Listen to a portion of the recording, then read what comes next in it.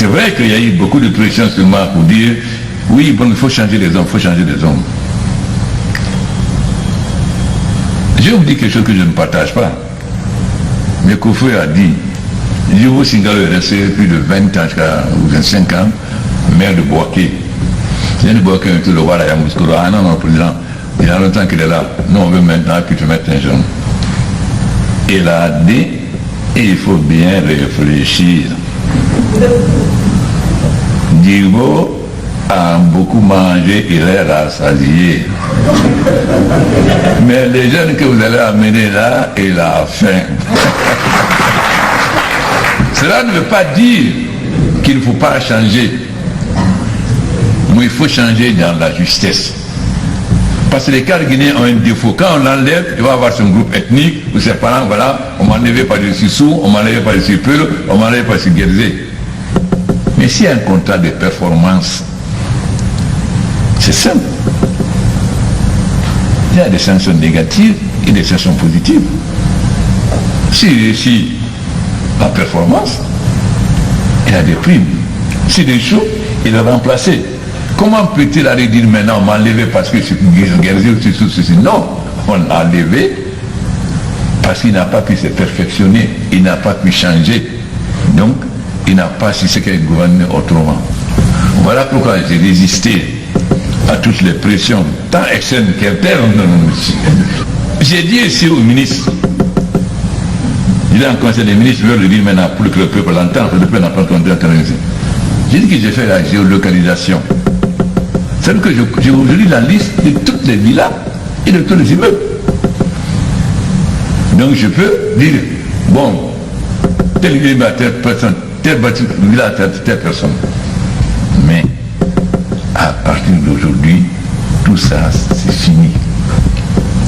Parce qu'il y a des ministres qui viennent au gouvernement en passant qui vont gagner de l'argent pour faire de la politique. Il y a un petit parti qui va venir au gouvernement pour amener leur principe. Non, tout ça, c'est fini. J'ai dit au Sheraton que je n'ai pas d'amis, je n'ai pas de parents. Mon seul ami, mon seul parent, c'est la Guinée. Vous savez ce qui a facilité que Rawlings change le Ghana? Quand il a pris le pouvoir, il a commencé par fusionner son propre cousin. Ils ont dit, ah bon? Donc, quand il a fusionné les généraux, personne ne pouvait rien dire. Parce qu'il a commencé par fusionner son cousin. Si on veut que le gouvernement autrement réussisse, il faut commencer d'abord par frapper ses proches qui ne veulent pas de ce changement, ce gouvernement autrement. Parce que si vous frappez vos proches, tout le monde saura que personne n'est intouchable. Cela est extrêmement important. Les ministres ont beaucoup de mauvaises habitudes, mais j'ai prévenu. En accord avec le Premier ministre, j'ai demandé au ministre des Finances et du Budget de faire un arrêté commun pour que désormais les EPA reçoivent directement leurs subventions. Quand ça passe par les ministres, ils retardent pour que... Mais comment voulez-vous que celui qui dit l'EPA atteigne sa performance si on ne lui donne pas les moyens, si le ministre lui soutient? Alors là aussi, parce que si vous faites un contrat de performance, il faut donner les moyens à celui qui a fait ce contrat pour qu'il réussisse. J'ai demandé à tous les ministres de m'envoyer la liste de tous les cas avec leurs photos et la durée au poste. J'ai fait des enquêtes. Et même quand elle a fait 10 ans ou 8 ans au même poste, je vais le changer. J'ai pris des engagements du peuple de Guinée qui m'a fait confiance. Cette confiance, je montrerai que je mérite. Ça veut dire que tout ministre qui veut agir comme avant, il se réveillera dans la rue, parce qu'il aura le décret la veille. J'ai dit à tout le monde, et je vous préviens, que grâce aux nouvelles technologies, j'ai des moyens aujourd'hui de vous suivre. De suivre au jour le jour n'importe quel projet.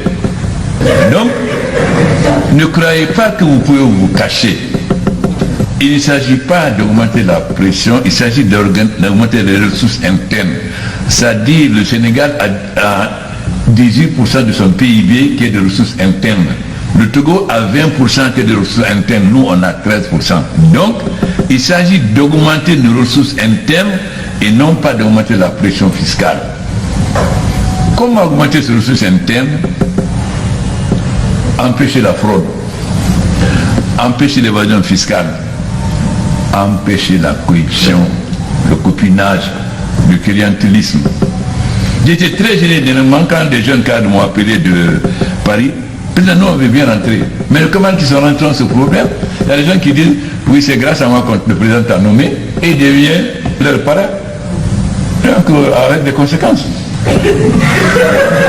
C'est pourquoi maintenant, pour ne donner cette position à personne, quand je fais des nominations, j'appelle, moi-même je vais le numéro du décret, que c'est quand le décret passe à la télévision, qu'on sait que c'était les ministres et les ministres. Donc personne ne peut appeler pour dire, hey, c'est grâce à vous que tu as été nommé, hein. Bon, et tu deviens son obligé.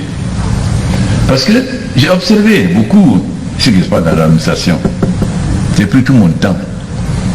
Mais la situation politique ne permettait pas. Il y a des gens qui m'ont dit, mais président, tu pardonnes. Toi-même, tu as dit qu'il y a des gens qui ont demandé quand tu tuer par les autres. J'ai dit oui. Moi, j'ai juré que je ne me vengerai jamais.